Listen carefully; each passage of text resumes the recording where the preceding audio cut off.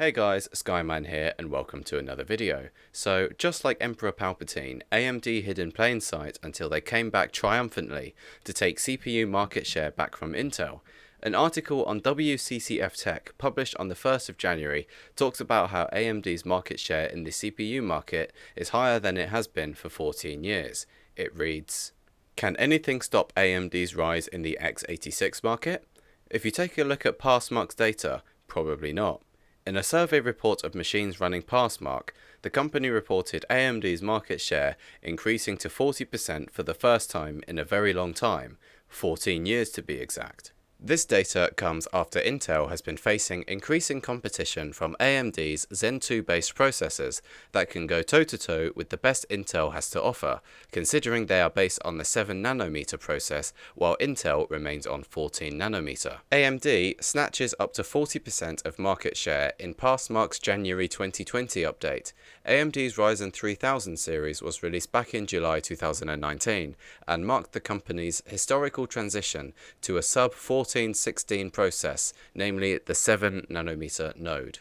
For the first time in over 3 decades, Intel had lost its process lead over the x86 industry, and AMD was the company to profit the most of it. AMD's 7nm processors proved not only more than capable of matching, and at times beating Intel processors in performance, but offered the same at a much lower price point. AMD's use of predatory pricing seems to be quickly bearing fruit as it snatches away more and more market share from Intel. While Intel remains in the lead, AMD has snatched back up to 40% market share in the latest Passmark report. Caution, this is just one data point and based only on devices running Passmark. Full list of caveats given below, and this is something we haven't seen since 2006, almost a full 14 years ago. Back in the April of 2005, AMD led the race to dual-core processors with their Athlon 64X2 CPU. Now, this could explain why their market share was so close to Intel's in Q1 of 2006, because they were being very competitive. However, for the next decade, AMD would continue to lose the battle against Intel, and I feel like any PC gamer could see this even without looking at all of these graphs.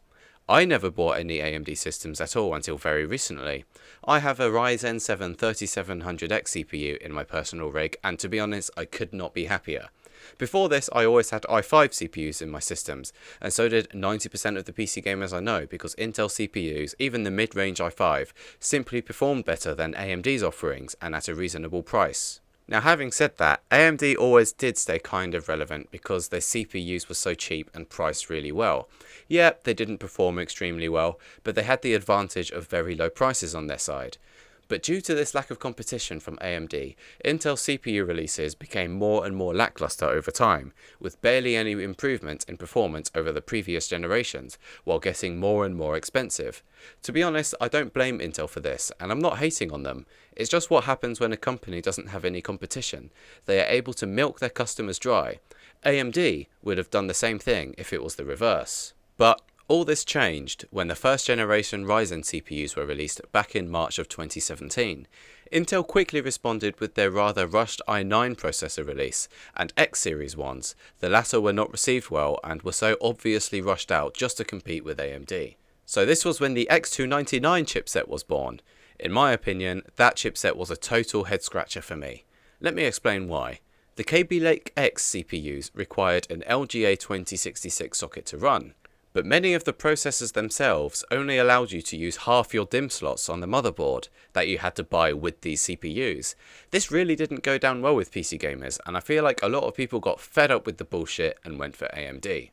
And then, AMD were able to keep shrinking their CPU die size all the way down to their current 7nm plus process, which Intel haven't managed to do yet. They're still stuck on 14nm. So, AMD, the company who were always victim of ridicule and memes about releasing products that were space heaters and power consumers, have recently turned the tables by releasing products that are actually, in most cases, pretty much equal to Intel performance, and in many cases, actually cooler and more efficient and cheaper than Intel's products. The tables really have turned now. Intel, however, were always the company that restricted overclocking to their highest end chips only.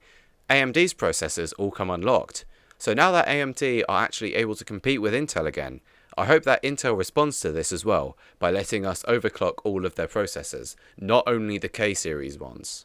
So, last week AMD released their Threadripper 3990X processor, a 64-core, 128-thread monster that can run Crysis on its own without even using a GPU.